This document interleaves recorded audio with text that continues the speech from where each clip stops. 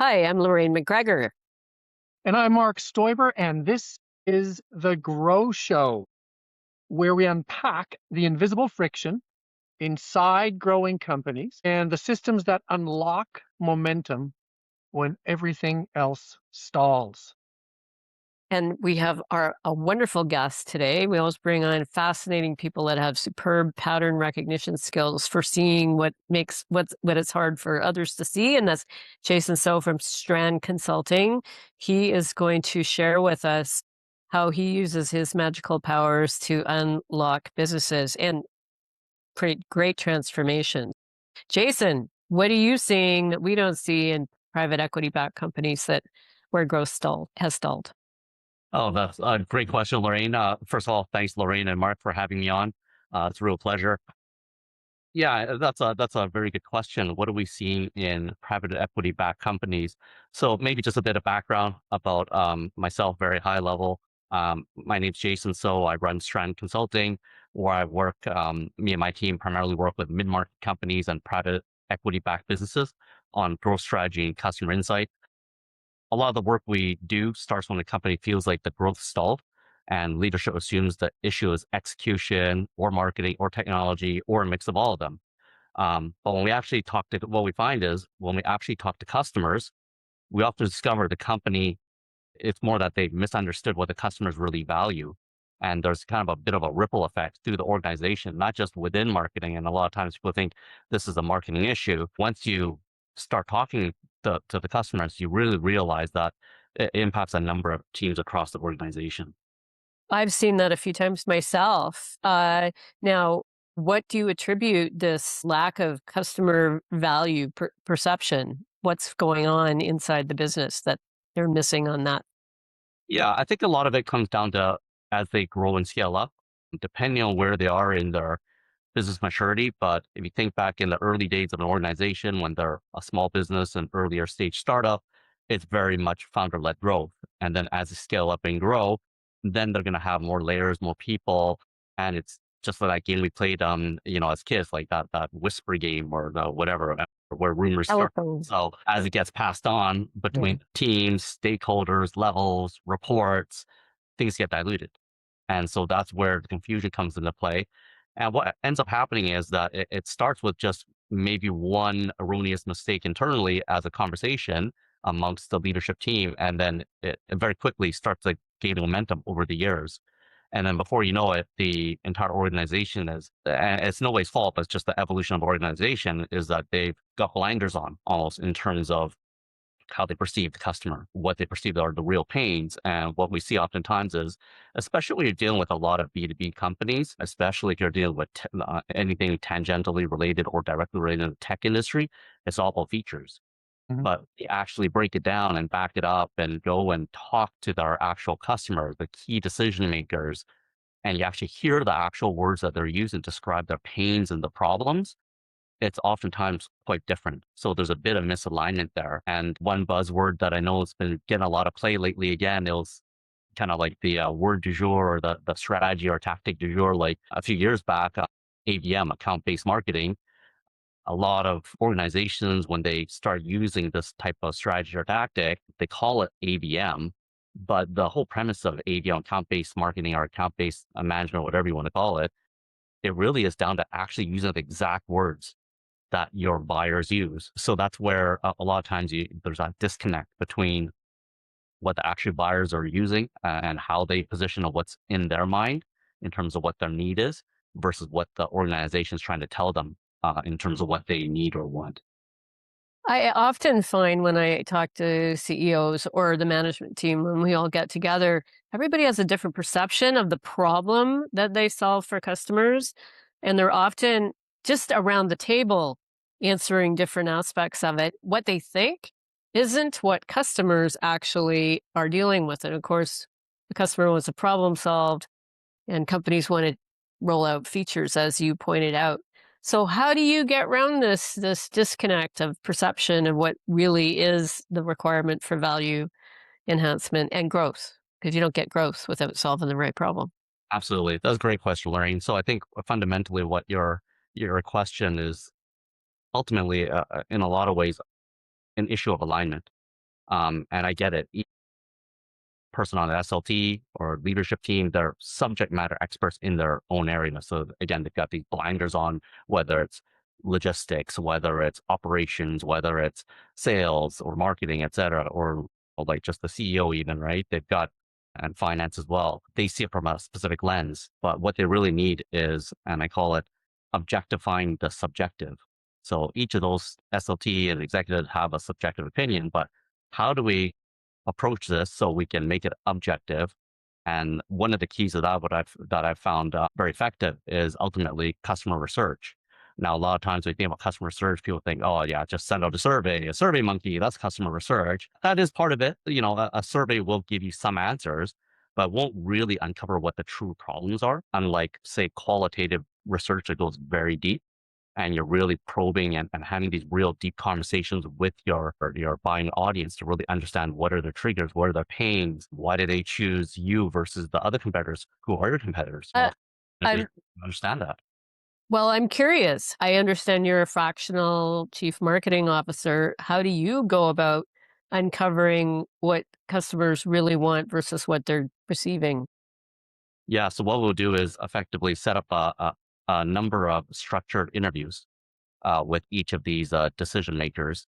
It doesn't have to be a massive amount, but it needs to be a decent amount where you start seeing patterns. And so you're going to go not super broad in terms of the volume of people you're going to talk to, but you can go extremely deep with each customer and asking them a series of questions in a very objective way with non-leading questions as well. I think that's very key. Not leading down path trying to suggest certain answers, but at the same time, though, you also have to be a skilled interviewer in a lot of ways because it's not just asking the question once and you move on. You have to know how to probe and dig a little bit deeper, again, without leading them too much.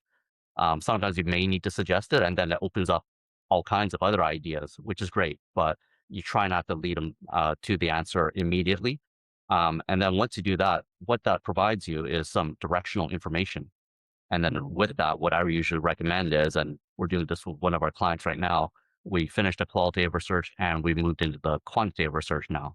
So now we're starting to run surveys to validate that information to make sure that it's not just, you know, one-off type of outlier type of finding that we're seeing. I do I do a lot of interview research, and I always recommend the engineer 5 whys. You ask why is this? They say something, it's very superficial, and then you go, "But yeah, but why that?" "Well, because of this." "Yeah, but why that?" And I usually don't stop until I've got them crying and saying that the real answer is because their dad didn't love them enough. And that's when you come up with the real awesome nuggets. Now, I have a second question. I have a question behind this comment. I built a green ad agency, one of my companies, and I remember I staked the future of this company on the research that said if people had a choice, they would pick the green option, which is a lie. So you learn the difference between intent and action. And people will, even in an interview, I found sometimes to make themselves feel better, even subconsciously, they'll lie. So they'll say, "Oh, I would rather have a green product." No, they wouldn't. They want a product that's cheaper and works better. I mean, you've run into things like that.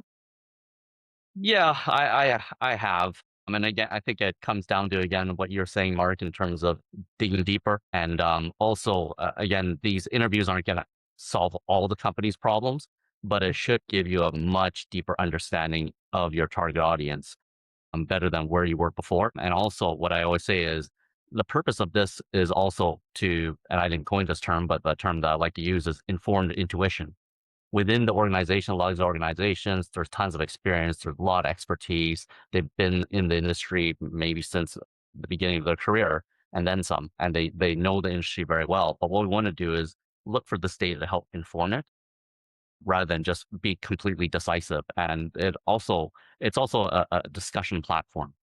So that's the purpose of it as well, is that, okay, these are the findings, discuss it with the leadership team and, let's debate it. Let's have an open discussion about it. Is this valid or not? And to your point, Mark, you're right. Absolutely right. There has to be a commercial purpose to this. Jason, do you have a story where you uncovered a disconnect between what the C-suite thought the value was that they offered and what customers were really looking for? I do actually. One that I remember quite clearly is we had worked with it was a B2B SaaS company, and it was I would call it a mature startup. They had been around for a number of years, so they weren't like, within the first 3 to 5 years. They'd been around for maybe 10 to 14 years, but they were still operating like a startup. Their scale was like a startup. The revenue was like a startup still. And the founder, a very, very smart fellow. He came from a big blue chip, household name type of brand background in terms of from a product standpoint. And long story short, the positioning and the messaging he wanted to use to describe the product was, and I had been working with them for about 2 years. I didn't understand it when he kind of explained to me what it was, and he was very adamant about using that exact language. And so, because of the nature of the velocity that we're trying to get with the business and whatnot, and this is where I always recommended people, because a lot of I use marketers and people in this position kind of run up against, oh, what do I do, and how do I again go back to objectify the subjective. You can run quick experiments. So that's sure enough, and that's the beauty of digital as well. Yes, ideally, deep qualitative interviews are fantastic, but those generally are going to take anywhere from 6 to 8 weeks just to kind of go through that process to get a big enough sample size, to schedule people, summarize all the findings. But if you want something within a week, there's some tactics that you can deploy. And so sure enough, we basically ran an experiment where we used his suggested messaging, and then we used basically layman's messaging. So a very clear A/B test. And you can just look at the engagement metrics, and within a week, week and a half, it was very apparent in terms of which one to engage with more. So that was a clear winner of that experiment. So I'm that, fa I'm fascinated just for a sec. yeah. He willingly agreed to this test, even though he wanted to bet that his version was the right one to use. What allowed him to step out of that headspace and try this experiment? Yeah, you bring up a good point, Lorraine. A lot of times, and that is uh, oftentimes within organizations, some of the questions I get as well is like, why from other people outside, like these companies I work with, they're like, well, what's stopping most companies from doing it? Like, it sounds like it's a great idea, but there's a variety of reasons in terms of they've been in the industry for a long time. They've been working like this a certain way. To put it bluntly, for me, it's, and I say to them from the very beginning, it's, you got to be able to look yourself in the mirror and look at the good, the bad, and the ugly. And I always say, for me, coming in as a fractional CMO, I want to hear the ugly, not because I'm trying to, throw anyone under the bus, but we can't fix the problems if we don't know what they are. And so it takes you have to be, as an organization, as a leader, somewhat vulnerable and open to that. On the flip side, there's organizations I've worked with where it's not about being vulnerable. It's actually going back to getting an objective alignment, because rather than saying it coming from just the CEO as the CEO's orders, you're getting this feedback directly from the customer. So what you're doing is, it's not about, this leader's opinion. It's not about that leader's opinion, et cetera, et cetera. It's about what's the customer's opinion and what's best for the business, and putting the customer at the heart of the business. See, this So this all seems very, very common sense, but we know it's not common practice. And I'd love to hear. I mean, I've got stories. I've built my business on crossing the chasm, the old Jeffrey Moore thing, where founders create a company, sell it to early adopters, and it's engineers talking to engineers. I work a lot in tech. Engineers talking to engineers, and they all geek out and they love each other.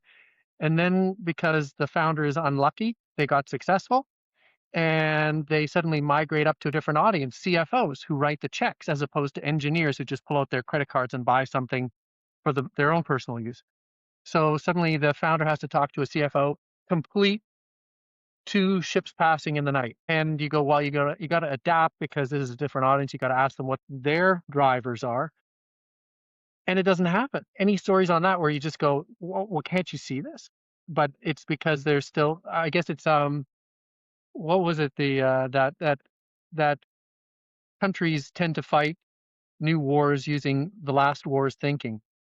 That companies tend to approach new targets using the same thinking that they used on their previous target, and then when things stall out, they can't understand how come, and they just keep throwing more and more and more firepower, the old firepower, founder-led sales, more outbound, things like that, and it just works even less. It's the comfort zone. It's a comfort What zone you and know. experience with that, and how do you shake them out of that? Yeah, I think before I even start working with anybody, in the very first call that I have with them, the introductory call, the coffee, whatever it is, I'm very upfront. I say, okay, it's always going to be strategy before tactics. And I always make it clear that tactics does not equal strategy, which is what a lot of people think. And I said, and there's no strategy that starts being built without a clear diagnosis. Mhm, So with that process, going through a very objective, and especially as you know, when you first start with a company, that's when you're the most objective. You come in with clear eyes and you see everything immediately within a few weeks, and making sure that's documented structurally. We got a lot of practice in that with the Canada Digital Adoption Program. We're already mhm, doing that as part of our practice, but just the volume that we're going through when we're part of that program, just running audits and diagnosis for all these SMBs across Canada. It really gave us exposure to that in terms of, well, it's not just like doing more of the same. You're fundamentally, there's some real issues here, and you got to fix it from strategic level, and you got to fix it from a customer level before you start adding more fuel to the fire. And you're basically burning money, and you're lighting money on fire. And that's what we see as part of our diagnosis. And a lot of times the conversation, oh yeah, we want you to come in and start building this tactic, et cetera. I'm like, well, hold on a sec here. Before we start throwing money at anything, and I'm a big believer um, in terms of budget wastage. One of the things that's my pet peeves is just wastage of any kind of opportunity dollars, because literally every dollar, you shouldn't be throwing good money at bad traffic. It should always be good money at good traffic, and making sure that we go in there with a very objective perspective and a set of recommendations that looks at that. And we'll even say, like even sometimes, like depending, and as you guys know, not every conversation always works out to become a business, but even on the initial conversation, I can really feel right away. And if I know it's not going to work, I'm going to take some free advice. It doesn't matter if we work together or not, but just stop doing that, because you're mhm, literally lighting money on fire. And I hate seeing people do that. And a lot of people think, oh, when you're building a digital marketing program or restructuring a marketing organization, oh yeah, you got to build it up with a massive team. You got to have big budgets. Well, no, actually, first let's look at what you're doing right now, and let's reorganize what you have. What we also see as well, in the last number of years, there's that expression, content is king. Well, SNO, it was, but with the algorithms the way they are, no one needs millions more articles about the same thing. They actually want quality. And also what they want to see, what one of the key tools that most organizations can do better at is distribution. And I can't tell you the number of times where I've gone in and done an audit, and they've spent all this money and time building, say, a brand video. And I said, I look at the view count, and I said, oh, how many times have you posted this? Oh, we posted, a lot of times, but it didn't get any play. And I look, and it's been like 2 or 3 times, right, in the last 3 years.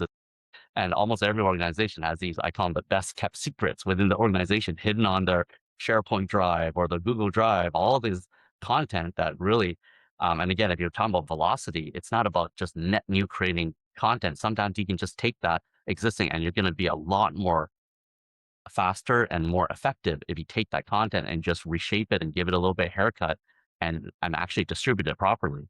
So finding those low hanging fruit rather than spinning as a giant content cycle, which mhm. takes a lot of time oftentimes. Jason, we can learn so much from you about content, but I want to go back to that CEO that, had the courage to test their theory about whether their statement would be open the doors. And you discovered, I think, in the story that it was the layman's version that opened the door. And then what happened? What did the company do to turn their fortunes around so they could grow again? Oh, ultimately, we implemented that new messaging and positioning. So it was very clear. So, and again, continue using um, the whole concept of A/B testing and continual optimization. We kept running experiments and kept optimizing it. And then basically, we effectively had enough data where we could implement it across the organization, whether it's from a top level corporate branding perspective, whether it's on all the different assets into the sales operation in terms of pitch decks. So it aligned everybody in terms of the messaging, and that information helped us to build a messaging architecture where it wasn't just, and one thing that I always say is, if you're not using some kind of data to inform your messaging positioning, you're just doing creative writing, right? Mhm. It's just imaginary, it's creative, but is there anything that's behind it? Is there any meat on the bone, so to speak? So with this actual data, that allows you to build a messaging architecture and framework where there are actual proof points below it. So there's a strong foundation. You're not just making up words just because it sounds cool. Another similar example, this was actually at my first company during the original dot-com boom in the late 90s with a brilliant CMO. He was very tech obsessed, and it was a mid-sized CRM company. And at the time, he said, "Oh, this is CRM is old school. We're in EBRM, e-business relationship management on the cloud, where you also bring in not just CRM, but also your partners, suppliers, et cetera, into one system." And we all kind of stopped and paused. We're like, "What's EBRM, Bob?" And he tried to create this category, but it doesn't matter. All the analysts, Forrester, Gardner, et cetera, that were rating the software, which we leaned on heavily, and we were one of Microsoft's biggest partners, they referred to as CRM. And so guess what happened? The company went back to using CRM because that was the customer's natural language. When people are looking for a CRM solution, they didn't really understand an EBRM solution. It was just too far ahead. Yeah, that it's interesting that on the one hand, we want our comfort zone language so that we understand what we're talking about. But on the other hand, if these are assumptions about what the customer is going to use your product for, then that can get you into trouble. So there's a real tension between what we're used to describing something as, which sounds like gobbledygook to the rest of the world, but works well for us, and how we're going to actually connect to the customer. And when I think about your example, the minute you start changing your value proposition in your messaging, you kind of have to follow that through with sales, implementation, operations, customer success. So there's a whole unleashing of work that needs to be done to get return on investment in this initial, what problem are we solving? Absolutely. Marketers are famous for it, and they love creating new categories and Yeah. words, new jargon all the time. We're all guilty of it. But at the same time, though, I'm always of the mindset of, okay, we need to meet where the customer is currently. Another tech company I used to work with, uh, very large social media company, and even with the Fortune 500 companies that I worked with, as advanced as the software was, they were doing very basic things. They're using maybe 20% of the features compared to everything else that the company was always promoting and trying to promise that all these new product and feature launches. It was just too advanced for where the market was at the time. No, like most of us with Microsoft Office, been using it for decades, and still only use, I'm sure, like my Mhm. brain, only a certain percentage.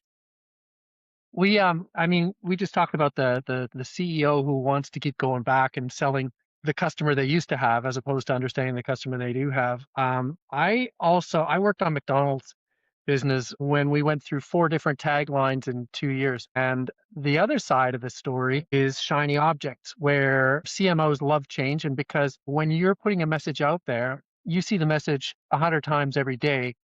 And so you know that people are sick of it within 6 months, and that isn't true because people haven't seen it at all. You're the CMO, you've seen it every day for 6 months, and so they switch gears and switch gears and switch gears. And have you experienced that as well where, the founders, they just always wanna be on the cutting edge, and they're shifting from idea to idea to idea, never really get traction? Do you see that a lot? Absolutely. Probably, I'm going to go back to an earlier part of my career when I actually worked for Porsche in Europe. It's one of those things, Porsche, everyone thinks it's a well-known brand, a very famous brand, but it's actually a very small company. It was a family-owned business. It was on the verge of bankruptcy just before I joined. And then they came up with new models to help supplement that. They brought in the Toyota consultants, Kaizen consulting to bean it up and learn from the mistakes and whatnot. But one of the things that we always said internally at Porsche was, and our general manager of marketing at the time was fantastic at really sharing this with us, is that it's old to us, but new to them. Because there's always going to be feedback from whether it's internal from the CEO or whether it's from, other internal stakeholders. like, oh, we've seen this over and over, and kind of to your point, Mark, about having to do something new all the time. But I also look at it from a messaging fatigue standpoint. And there's a way to also look at that objectively. You can also, if we're saying that this campaign is over, okay, let's take a step back. Okay, how many emails do we actually send that Mhm. actually, or we use as messaging? How many social posts, et cetera? You can kind of objectify that and look at it that way. You can build a pretty compelling case, especially with smaller organizations and mid-sized organizations where, depending where they are in their marketing maturity, it's one of those things you're better off really refining and honing in on that messaging that's built on customer insight so you get it right the first time and just hammering that over and over and over again. So you get that repetition, right? It's pretty rare, I gotta say, at least with mid-sized organizations, that realistically you're gonna have any, back in the day, we call it adware, right? Or ad fatigue or messaging fatigue. You got to spend a lot of money. Let's be Mhm. honest, in terms of from an advertising media perspective and from an internal resource perspective and distribution perspective to really get that messaging fatigue.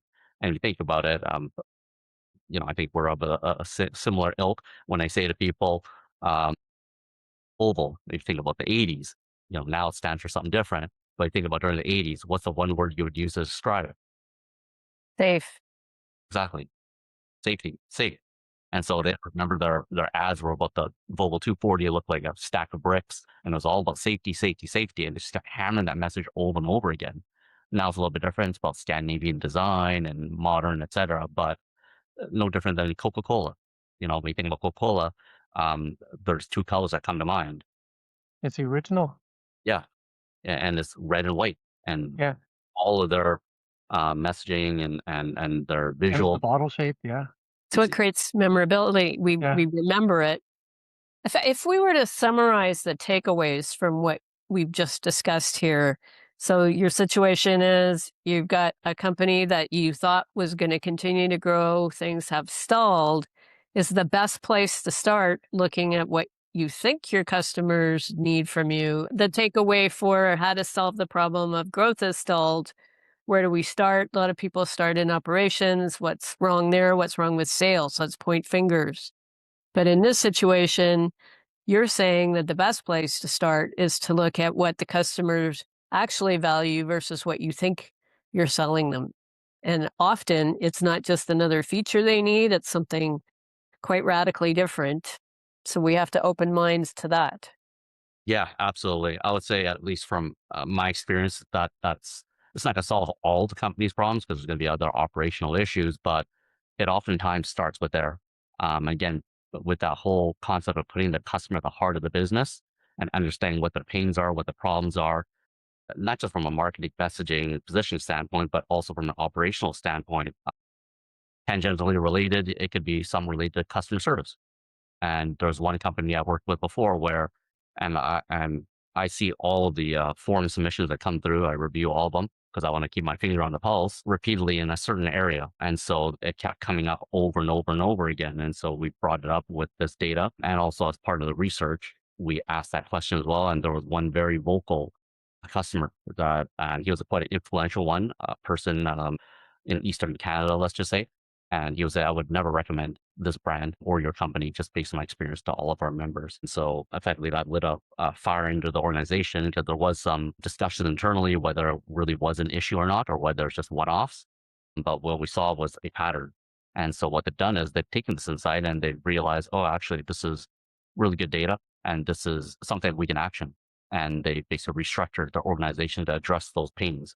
So now, as I look at the different form submissions, I don't see that much of an issue, like compared to say a year ago. Yeah, that's fascinating. And as a takeaway, so important when you actually listen to your customers, you also uncover the hassle factors, the way they perceive it. And so, yes, it's humbling. When I usually bring up hassle factors, everybody starts to get very nervous, but it's ripping the Band-Aid off and hearing what needs to be said so that you can find the bottlenecks that get in the way of growth. Any other takeaways for our chat today? Oh boy, where do you begin? I think it's I got a spark for you. over. Yeah. I am working in M&A, or I want to invest in a company. What's the first thing that I do to check out if a company is in tune with their customers, or if they're selling something and wasting a huge amount of resources saying the wrong thing at the wrong time in the wrong place to the wrong people. What's the sort of the quick check that I can do to see if there's trouble there somewhere? Ooh, I don't know if there's a silver bullet in terms of that'll answer that question directly. From my experience, usually you're gonna have to look at it from a few different angles and areas, because yeah, that'd be a little bit risky. Generally speaking, I believe, and depending on the organization as well, depending on how data informed they are. So in our area of practice, because of the Canada Digital Doctor Program, we got exposed to all these non-technology companies. And what we're finding is that these are mid-sized companies, even up to 9 figures in revenue. And just in terms of the data that they're looking at, it's either really poor or non-existent. So Yeah, usually, and without that data, year over year revenue, I look there, yeah, declining gross margin, I look there, and, how many of today's customers were customers 2 and 3 years ago? Those are red flags for me. yeah, I agree with the revenue and gross profit margin. Also, based on the data from a digital standpoint, I'll be looking at the website performance and basically looking at how they compare to other benchmarks for the category or industry and maturity. Those are some of the key metrics we'll look at. Those are probably the biggest ones I can think of offhand right now. Well, Jason, this has been fascinating. Thank you for illuminating where to start the big project of validating whether you are actually solving the problem the customer wants to solve, and so that you will attract new customers. It's such a vital blind spot that we have to pay attention to. Really appreciate your time today. Thanks for having me on, Lorraine, and you too, Mark. Thank you so much for coming. Excellent.